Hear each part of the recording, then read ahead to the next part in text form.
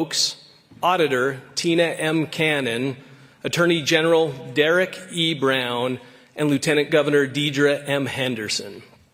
After these oaths are administered, Lieutenant Governor Deidre Henderson will give her inaugural address.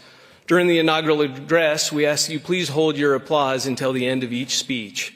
Following her address, Dallin Vale Bayless will perform Bring Him Home, reflecting on our shared hope for peace and joy in our Utah home.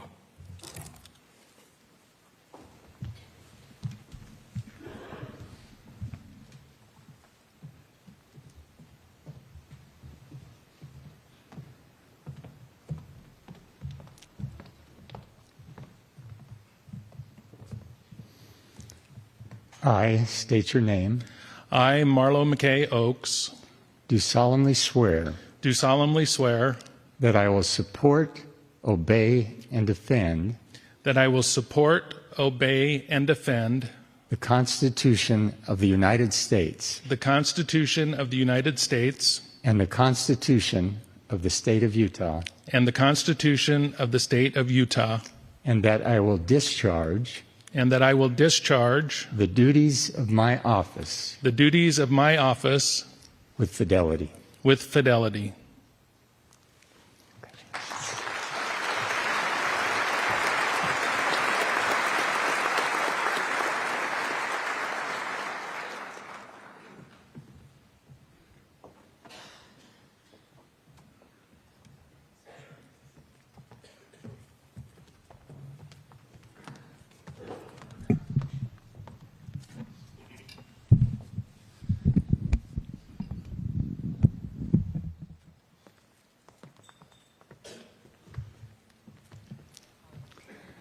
I state your name. I, Tina Cannon, Do solemnly swear do solemnly swear that I will support, obey, and defend that I will support, obey, and defend the Constitution of the United States the Constitution of the United States and the Constitution of the State of Utah, and the Constitution of the State of Utah, and that I will discharge and that I will discharge the duties of my office the duties of my office with fidelity. with fidelity.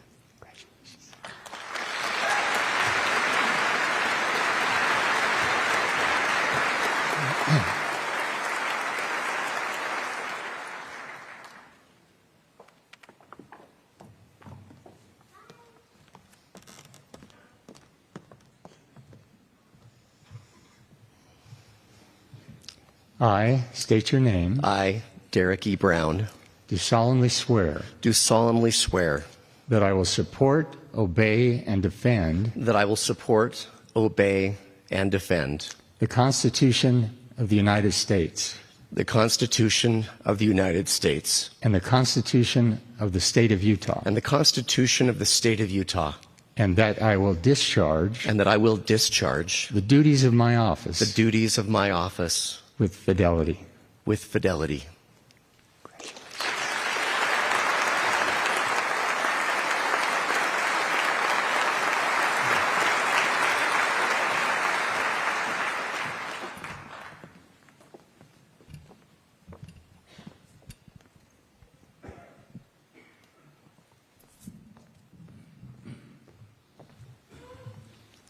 I state your name.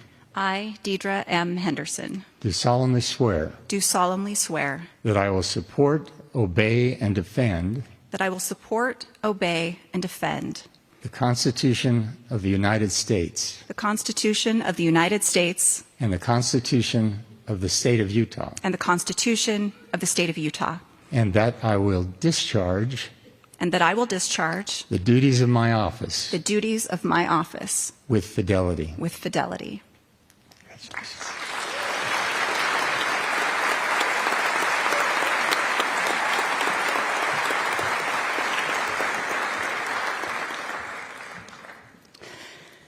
Governor Cox, Chief Justice Durant, legislators, fellow Utahns, and Mom. 4 years ago, I was sworn in as Utah's 9th Lieutenant Governor with little understanding of this role. Today, I have a better idea of what it means to be the state's number 2. To paraphrase Shakespeare, a lieutenant governor shines as brightly as a governor until the governor is near.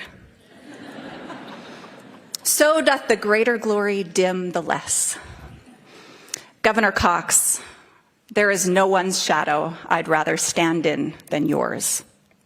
But thank you for also allowing me opportunities to shine. I am a 7th generation oldest daughter. Being the descendant of a long line of strong and faithful oldest daughters who sacrificed, loved, lost, overcame, and endured has shaped who I am today. Growing up, my home was not at all political, but it was instructive. My mother didn't speak much about politics, except occasionally to say how much she hated them.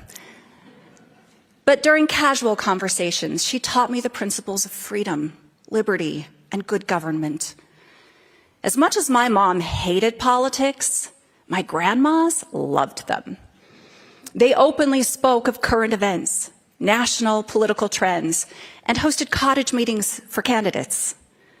All 3 women lived lives of service to their families and communities. Their examples fostered my deep love of country, reverence for the American experiment, and faith in God. From them, I inherited the strong foundation upon which I have built my life. During the last 4 years, I have visited every corner, every county of this glorious state many times over. I have been inspired by people who overcame personal challenges, communities that pulled together to clean up and rebuild after natural disasters, volunteers who served the hungry and elderly in their cities, and neighbors who dropped everything to comfort those who were devastated by tragic loss. Utahns are good people who don't just understand the importance of community, but live it every day.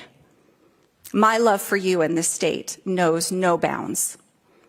This morning, I'm filled with gratitude for the chance I've had to help lead this great state.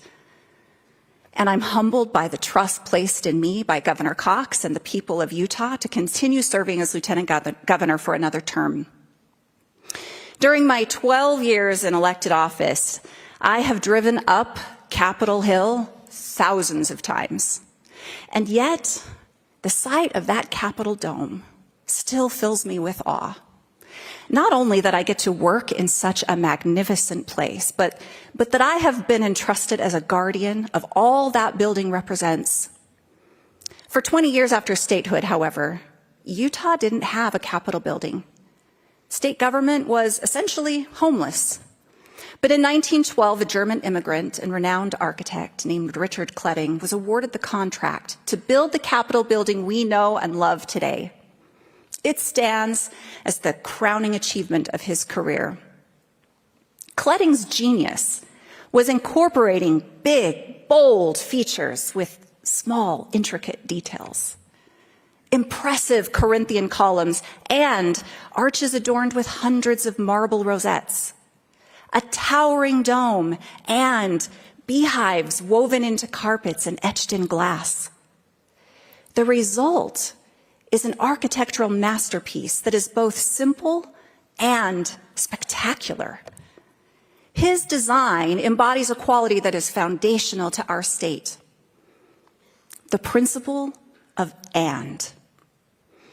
Our administration's focus on building for the future rests on that same fundamental belief in the power of and.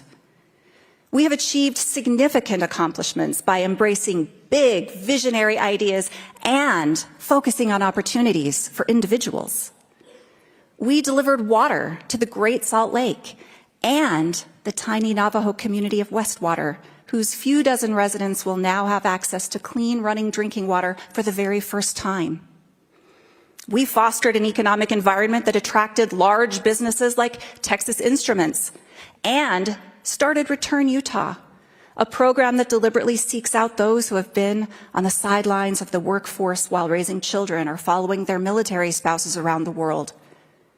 We began construction on the West Davis Highway and completed road projects in rural Utah that seem small on paper, but make the greatest difference to the people who need them. As we face new challenges, we will build on the foundation we've inherited. We will continue to embrace the and. We can experience high population growth and a high quality of life. We can address housing demands and allow cities and towns to maintain the autonomy that makes them special. We can maintain public safety and demonstrate the compassion that defines our values as a state. We can welcome refugees and new Americans and support immigration reform. Finally, following the leadership of Governor Cox, we can disagree with someone and still show them respect. Holding positions of public trust is an honor, but it comes with a weight that I could not bear without the support of my family. Thank you to my 5 children, 3 sons-in-law, and 2 grandsons for being so supportive and understanding when public responsibilities divide my attention from you. Gabe, thank you for being my strength, my champion, and my loving partner. And Mom, thank you for making me who I am. Fellow Utahns, may God bless each of you and continue to bless the great state of Utah. Thank you.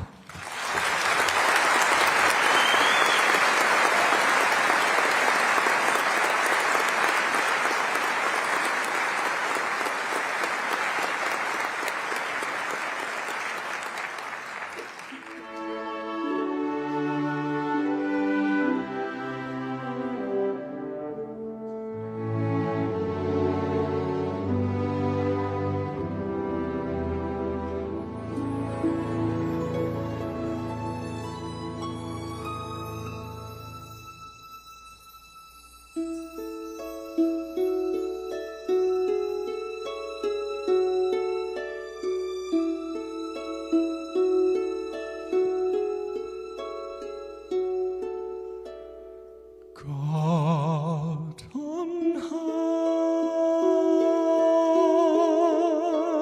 hear my prayer. In my need,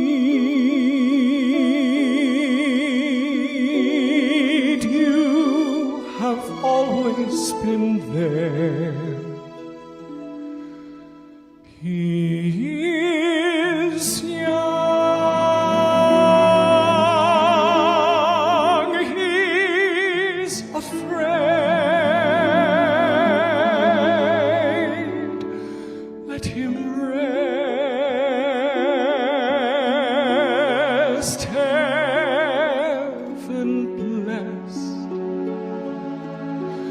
Bring him home.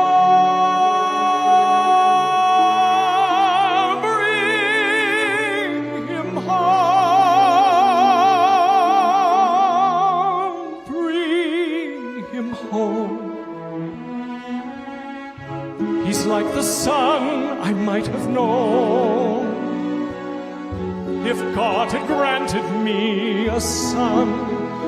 The summers die one by one. How soon they fly on, and I am old and will be gone.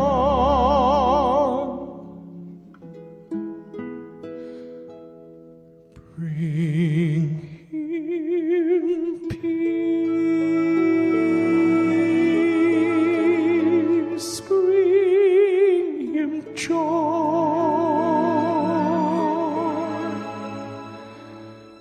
He is young, he is only a boy. You can tell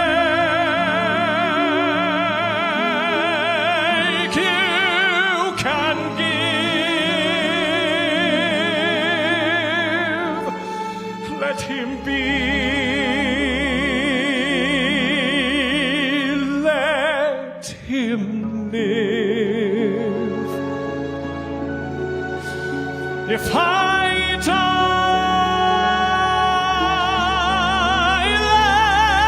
let me die. Let him live. Bring him home.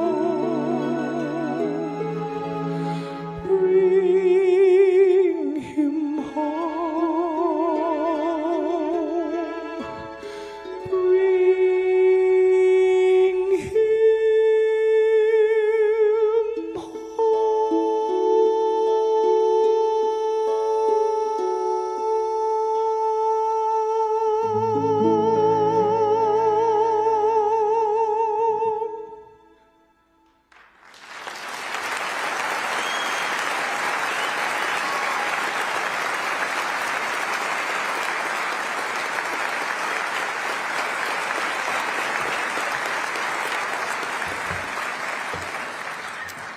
The music today has been outstanding. Thank you. Chief Justice Durant will now administer the oath of office to Governor Spencer J. Cox. Following the oath, Governor Cox will address the audience.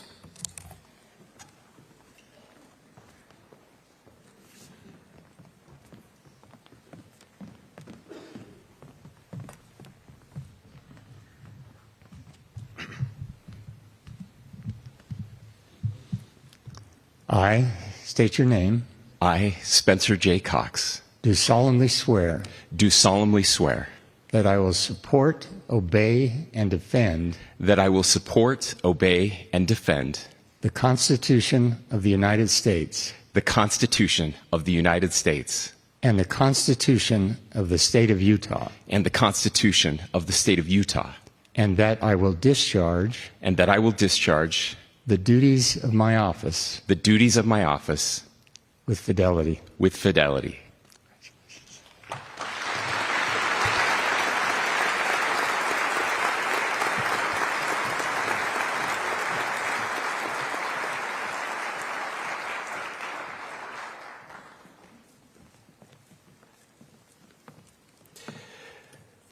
Ladies and gentlemen, before I start, we had a snafu with some airline tickets and some issues. We called Dallin Bayless in Virginia yesterday. He dropped everything, got on a plane, flew out here to sing that song for you. Can we give him another round of applause?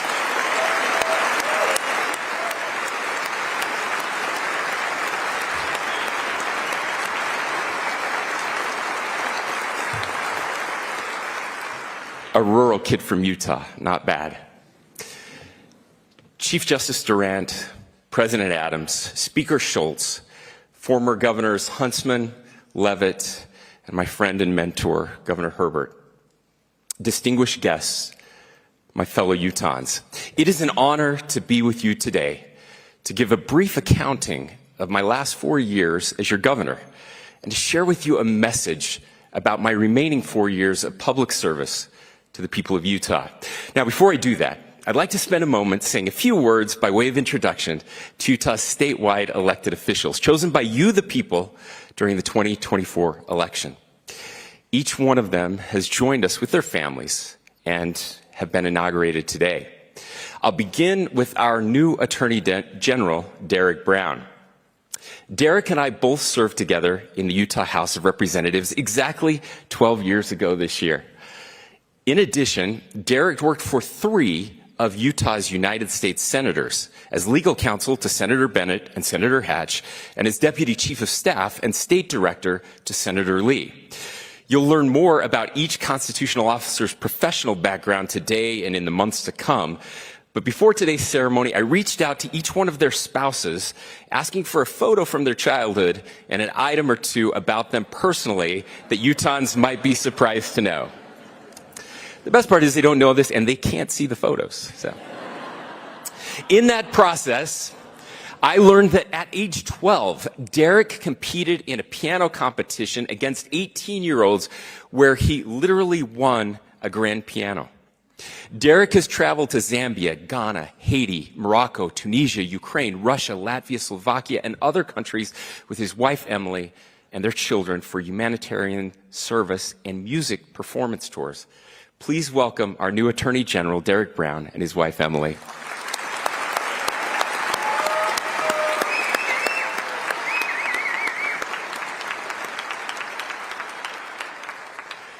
Our new state auditor, Tina Cannon, is the first Republican woman running independently on the ballot elected to a statewide office in Utah.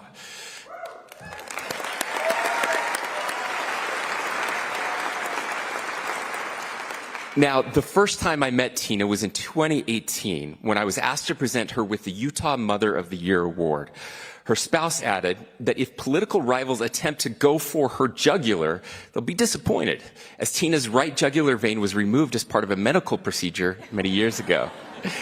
And while you wouldn't know it looking at the new 10-foot-tall statue in the halls of Congress, Auditor Cannon is the exact same height as Martha Hughes Cannon. Please welcome our new state auditor, Tina Cannon, and her husband, David.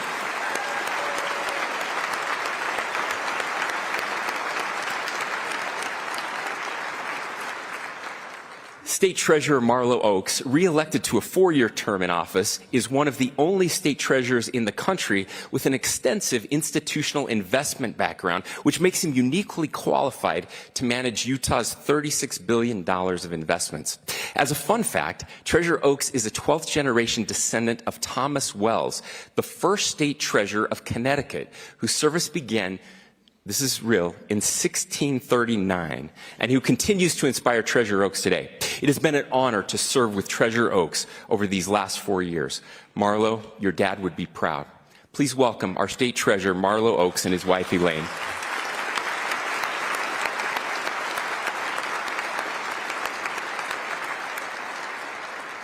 Now, our final constitutional officer inaugurated here today is one I know very well, my partner in governance and Utah's Lieutenant Governor, Deidre Henderson. She has led our state to new heights, and when she succeeds, I'm the one who usually gets the credit, even when it rightfully belongs to her. It is an honor to serve by her side. Her husband, Gabe, shared a few personal notes about Deidre.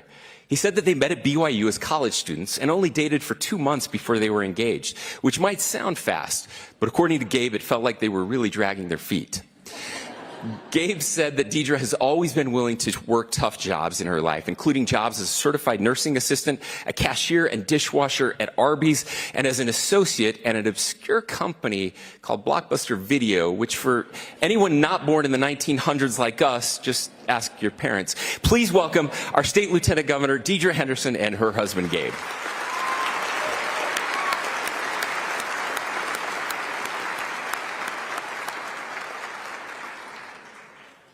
Now, 4 years ago, we set out to write the next chapter of Utah's history, believing that our greatest days still lie ahead. From the very beginning, we were determined to build on the success of Utah's forefathers. We were committed to preserving what really makes Utah special, and I'm proud to say that we have achieved so many of those things that we set out to do.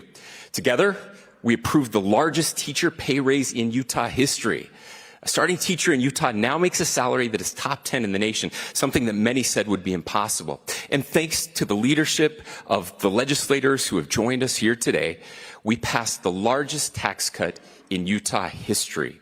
We've taken the fight to social media companies to protect our children and empower our parents. And we secured another Winter Olympics in 2034. The list goes on and on and on. We have done the hard things, never shying away from the heavy lifts. Time and again, Utah has punched above its weight over these last 4 years. During that time, Utah has been ranked as the best state to start a new business and the best state for the middle class. We were named the most independent state and the #1 state for innovation, economic outlook, government efficiency, and upward mobility. For the second year in a row, the U.S. News & World Report ranked all 50 states across 71 metrics and more than 1,000 data points and found definitively, with little fanfare or surprise, that Utah again is the #1 state overall in the nation.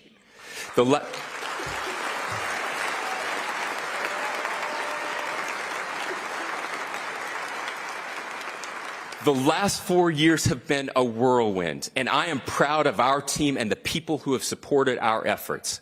Now, I've been asked many times how Utah, this medium-sized, square-ish, mostly rural state with some weird people, dominates so many rankings. And I would love to stand here and tell you that it's the incredible work and accomplishment of the Cox-Henderson administration and our legislature, that our initiatives and accomplishments over the past 4 years have made all the difference. But that wouldn't be true. You see, none of the things that we accomplish is what makes Utah great. Let me state it again. Those number one rankings have absolutely nothing to do with what we have accomplished as your state leaders in these last 4 years. So, if none of that matters, what does? Well, before I tell you the real secret to all of our other successes, I need to share a personal story and introduce you to a few people. Now, many of you know that when I was 10 years old, my parents divorced. To say this was a difficult time for me is an understatement. I felt angry and scared and lost, and more than anything, just profoundly sad. There were many times when I thought the world would be a better place without me. Now, fortunately, I have amazing parents and siblings and extended family members who are here today who loved me and cared for me. I love them, and I'm profoundly grateful for them. But there are some other people from my small town that you need to know about. I hope I can get through this part. These people rallied around me and affected me in ways that even my family members could not do during those troubled teenage years. For reasons that still remain unclear to me today, they sacrificed and fought for me even when I didn't deserve it. And I mostly didn't deserve it. First, Blake and Terry Madsen. The Madsens were my family's next door neighbors in Fairview. They were also the parents of our best friends. I spent as much time in their house as I did my own. Their fridge was always open, and so were their hearts. They treated me as one of their own. In fact, most of the childhood pictures I have today come from Terry's always present camera. Corey and Lois Anderson were technically my step-aunt and uncle, but they were so much more than that. When my parents were ready to be done with me, Corey and Lois would take me on the mountain with their family to herd sheep in the summers. At age 15, they somehow trusted me and my cousin enough to leave us in charge for a week at a time. No phones, no adults, just horses, dogs, and 2,000 sheep 40 miles from civilization. Corey didn't just preach work and responsibility, he gave it to me. As a teenager, Lois taught me faith and hope as we knelt by her hospital bed on Christmas Eve, pleading that God would save her from the cancer in her body. It was the first Christmas that I didn't care about presents. I only wanted God to answer my desperate prayer, and he did. And Corey, we offer that same prayer for you today.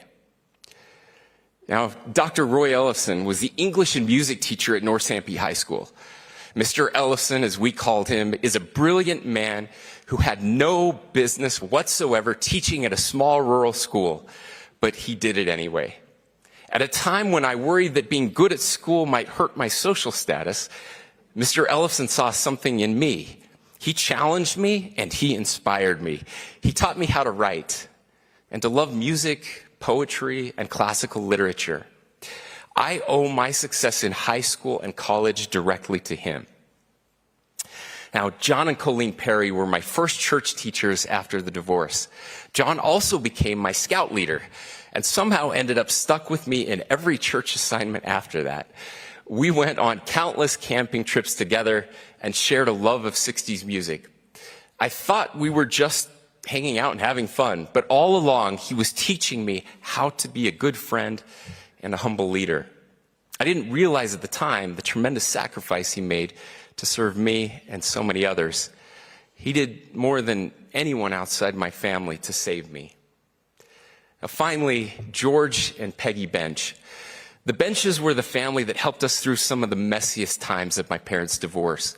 They didn't take sides, they just loved and served us. This is a photo of me at that same time of life.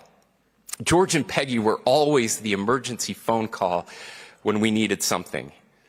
They raised some of the best kids on this planet who were incredible examples for us. Peggy, we miss George terribly, and his hands, larger than life and always steady. I'd like to ask all of these people from my past to stand. Blake, Terry, Corey, Lois, Roy, John, Colleen, and Peggy, who are here with us today. Please join me in thanking them.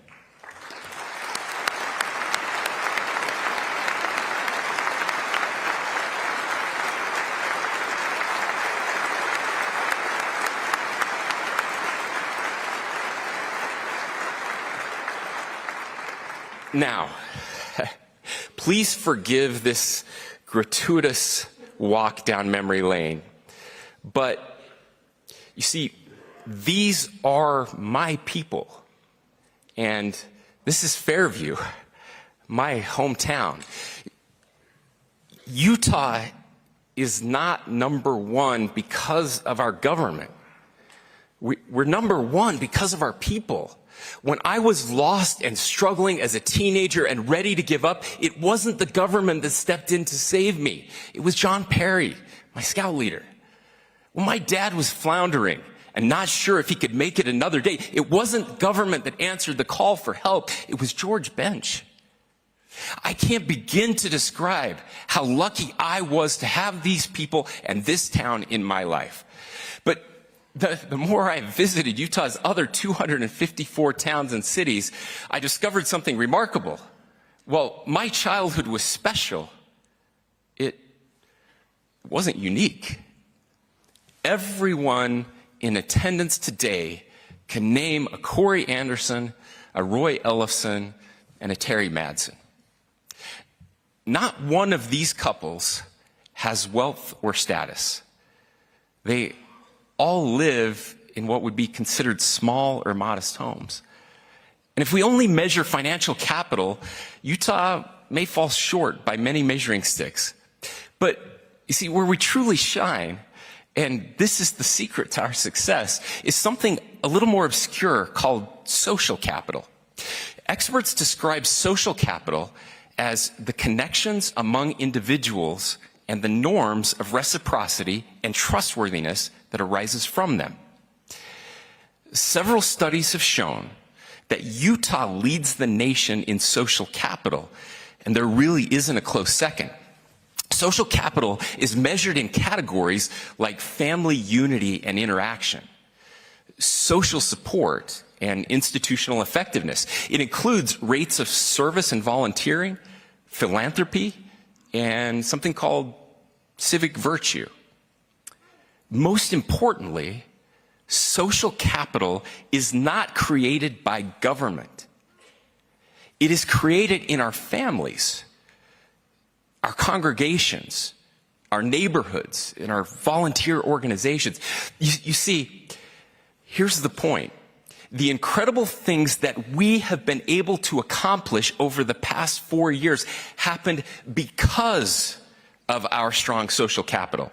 And if we want to continue to cut taxes, create jobs, build infrastructure, lift people out of poverty, and make the American dream a reality for the next generation, we need more of it.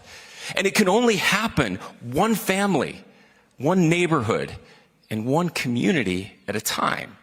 In a world where too many people celebrate and adore shallow influencers who they will never meet, the influence of these 5 Fairview couples never extended beyond the borders of our little town.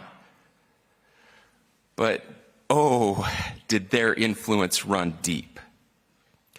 They never asked, what can my community do for me? They only asked, what can I do for my community? They didn't just pursue happiness. They literally found it. Faith, family, and community. Faith, family, and community. Utah has it. And the rest of the world is desperately yearning to find it again. We must not give up now when it's needed more than ever. With marriage rates down worldwide, births at an all-time low, deaths of despair at an all-time high, and a sense of community vanishing across much of the Western world, Utah must stand tall as that shining city on a hill. We must be different. There is no government program we can create or law we can pass that will solve these problems. Now, some may try, and they will inevitably fail in that process. C.S. Lewis once described it as running back and forth with fire extinguishers at a time of flood. There is only one true solution, and it begins within the walls of our own homes and then extends to our neighbors. We as Utahns must rise to the challenge to be the next Lois Anderson or Blake Madsen. Service, faith, freedom, and opportunity nurtured and built here in Utah. Now, in conclusion, I'd ask that you grant me one final personal privilege as your governor. The famous Utahn J. Golden Kimball once said, always dangerous, you should always marry a woman from Sanpete County because no matter what hard times you experience together, she's always seen worse.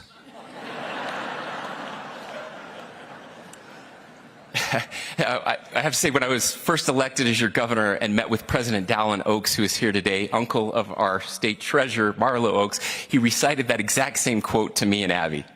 And he was right. My fellow Utahns, I introduce you to First Lady Abby Cox, my high school prom date and the love of my life.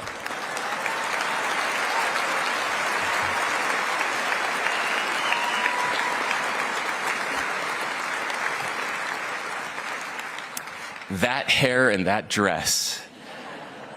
As an aside, if you don't know anything about prom at North Sanpete High School, you need to look it up because it's a thing and it's amazing. Life is full of curveballs and rarely goes as planned, but I can't begin to describe the power of knowing that no matter what happens in life, good or bad, I've got a partner and best friend who is right there beside me, hand in hand. Abby, I love you.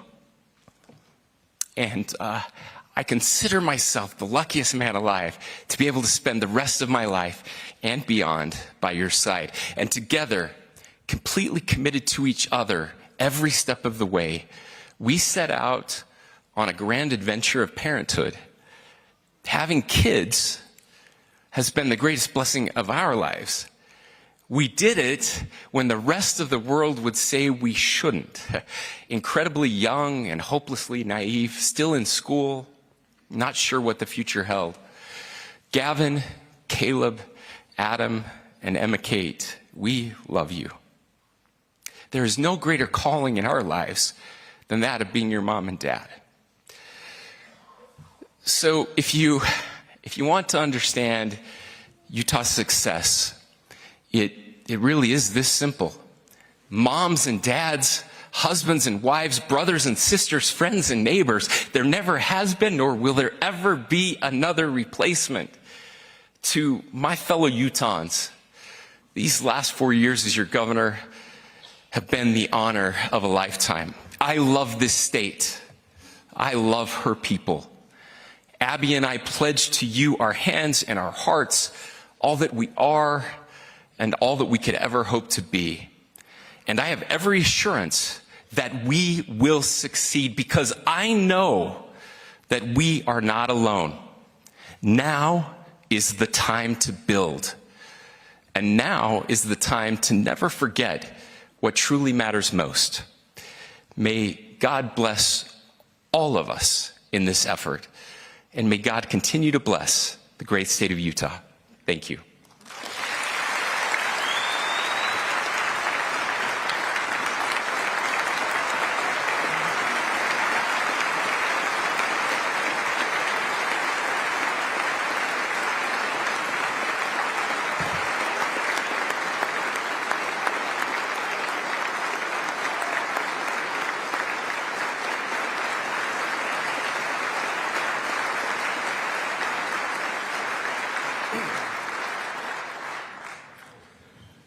Thank you, Governor Cox, and congratulations. It's an honor to serve with you. The Tabernacle Choir and Orchestra at Temple Square will now favor us with two numbers, Homeward Bound and Battle Hymn of the Republic.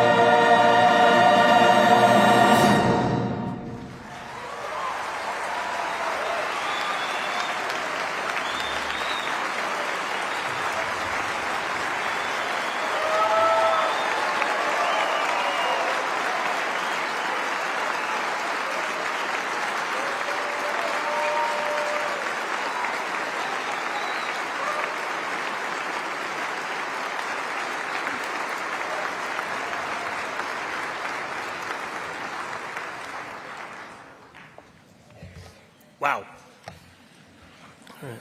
Ladies and gentlemen, thank you for your attendance at this beautiful event. A benediction will be offered by Reverend Jamie White, pastor at the First Presbyterian Church in Salt Lake City. Following the benediction, we ask that you stand and remain standing as the constitutional officers and other dignitaries exit the theater. You are then invited to proceed to Main Street to watch the Army National Guard helicopter flyover.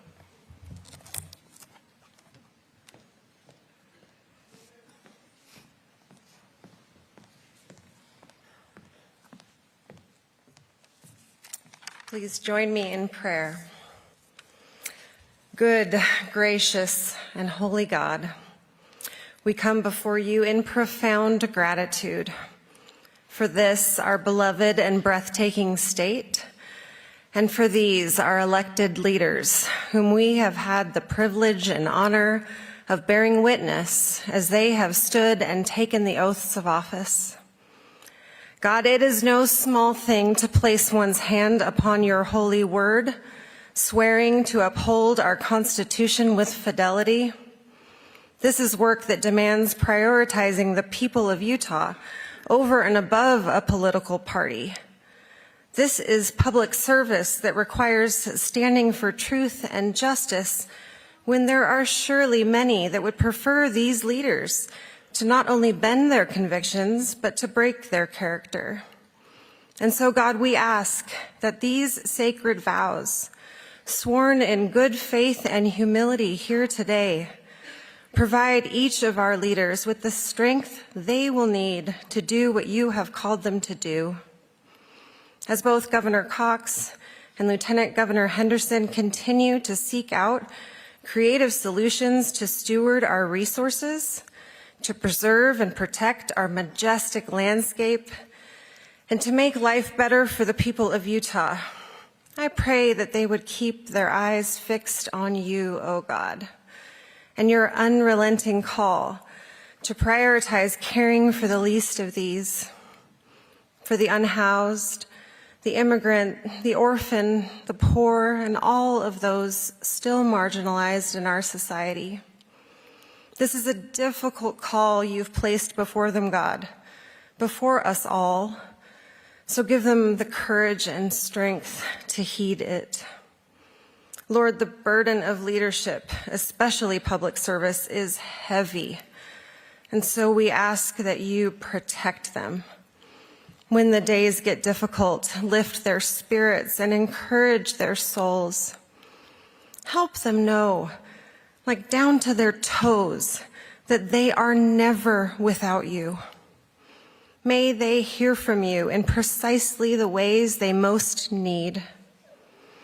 Give them the wisdom to slow down and the discipline to be still, to listen for your voice when the expectations of others begin to crowd their minds and hearts. Surround them with wise advisors and faithful friends, and the kinds of people that are not afraid to tell them the unvarnished truth. Strengthen their marriages and bless their families. Protect their time and their moments of rest and their health. Hold them up, God, and hem them in. And Lord, most of all, give them a deep knowing of what it is you require of them. To do justice, and to love mercy, and to walk humbly with you, O God.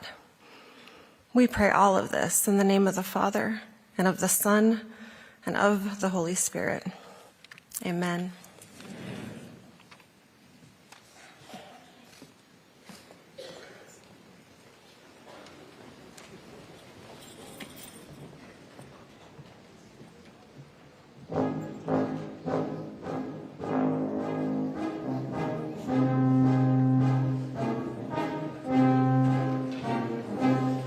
And that concludes the 2025 Utah State Inauguration Ceremony. But it's not the end of inaugural celebrations. From here in the auditorium, guests and the newly inaugurated constitutional office holders will exit to Salt Lake City's Main Street, where the Utah National Guard will do a ceremonial flyover. The day's festivities will end with a private event at the Utah State Capitol later tonight. And of course, Governor Cox's second term in office is just getting started. The 2025 Utah legislative session kicks off on January 21st, less than 2 weeks away. Be sure to stick with PBS Utah for that coverage, as well as other top political and public affairs issues. That does conclude our live broadcast today.